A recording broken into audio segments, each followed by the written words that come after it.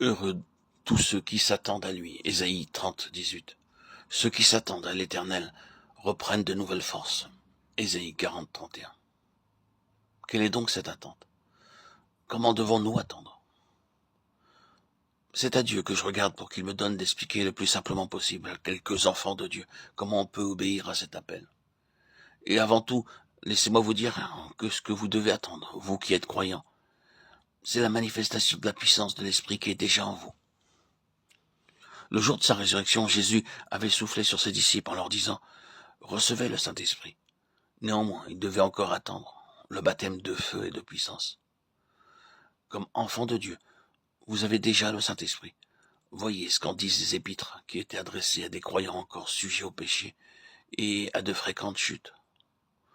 Pour moi, mes frères, je n'ai pu vous parler comme à des hommes spirituels, mais je vous ai parlé comme à des hommes charnels, comme à des enfants en Christ. Je vous ai donné du lait à boire, et je ne vous ai point donné de la viande, car vous n'étiez pas en état de la supporter. Et même présentement, vous ne le pouvez pas encore, parce que vous êtes encore charnel, puisqu'il y a encore parmi vous de l'envie, des dissensions et des partis.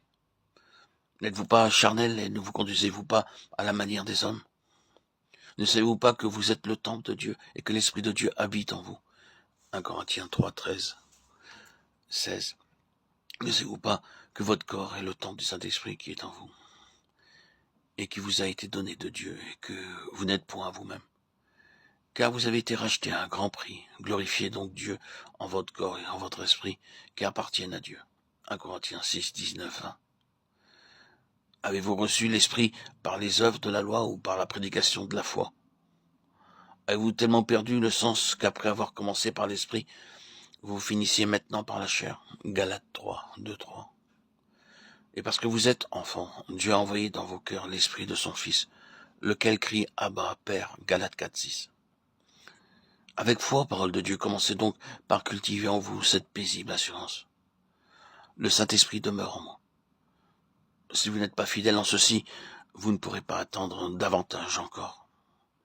Reconnaissez donc avec foi, avec action de grâce, que le Saint-Esprit est en vous.